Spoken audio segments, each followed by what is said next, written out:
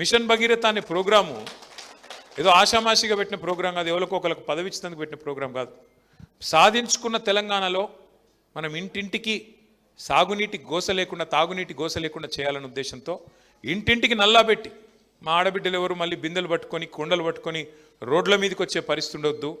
వాళ్ళు లంబాడి తాండాల్లో ఉండొచ్చు, కోయగూడెంలో ఉండొచ్చు, లేదా చిన్న పల్లెలో ఉండొచ్చు, లేదా గ్రామంలో ఏ మూలకన్నా ఉండొచ్చు, ఎవరికి అవస్థ కావద్దు అని చెప్పి ఇంటింటికి నల్లా పెట్టి నీళ్ళు అడుగుతా.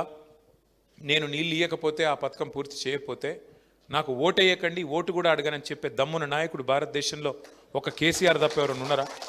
ఆలోచించండి. ఎన్నికల్లో కేసీఆర్ గారు అడ్డమైన హామీలు ఇవ్వలేదు. కాంగ్రెస్ వాళ్ళు కదా రాసి ఇచ్చినట్టు బాండ్ పేపర్లు రాసి ఇవ్వలేదు.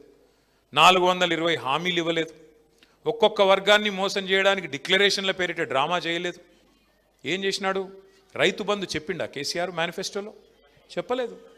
భారతదేశంలో స్వాతంత్రం వచ్చి ఇప్పుడు 47లో స్వాతంత్రం వస్తే ఇంకో నెక్స్ట్ ఇయర్ చూస్తే 80 ఏళ్ళు అవుతుంది. ఇప్పుడు 79 ఏళ్ళు నుండి ఇంకో సంవత్సరం అయితే 80 ఏళ్లలో పడతాం. 80 ఏళ్ల స్వతంత్ర భారతదేశంలో ఎంతోమంది ప్రధానమంత్రులు, ముఖ్యమంత్రులు, ముఖ్యమైన మంత్రులు, కేంద్ర మంత్రులు, ఎంతోమంది పెద్ద పెద్ద పదవులు అధిష్ఠించినారు. మీ దగ్గర నుంచి కూడా జైపాల్ రెడ్డి గారు కూడా పెద్ద నాయకుడు అయినాడు, కేంద్ర మంత్రిగా పనిచేసినాడు. కానీ ఏం జరిగింది?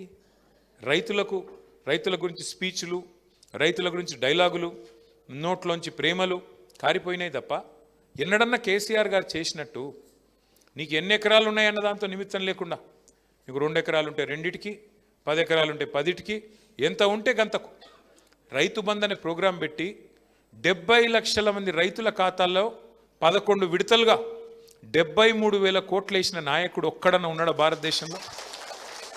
విచిత్రమైందంటే మన వాళ్ళు కూడా ఆ రోజు మీరు దండం పెట్టే అవసరం లేకుండా, దరఖాస్తు పెట్టే అవసరం లేకుండా, మేనిఫెస్టోలో హామీ ఇవ్వకుండా, డిక్లరేషన్లని మోసం చేయకుండా, ఏ రకమైన వ్యవహారం చేయకుండా, మీకు కడుపులో చల్లగదలకుండా మరి 11 సార్లు రైతు బంధు వేస్తే అది అర్థం కాలేదు దాని విలువ మనకి.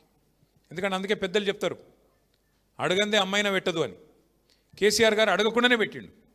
పెడితే దాని విలువ అర్థం కాలే. ఏమనుకున్నారు? ఎవడుంటే ఏంలే, రైతు బంధు అవుతుందా? కేసీఆర్ ఏమని ఇంట్లోకి వెళ్ళి ఇస్తున్నాడా? ఇట్లా మాటలు చాలామంది పుల్ల విరుపు మాటలు మాట్లాడిన ఊళ్ళల్లో. మరి ఇదివరకు ఉన్నోడు ఎవడన్నా ఇంట్లోకి వెళ్ళి ఇచ్చిండా? ఇంటెనక పొలం అమ్మి ఇచ్చిండా? లేదుగా. కానీ కేసీఆర్ ఇచ్చిన దాన్ని కూడా అపహాస్యం చేస్తూ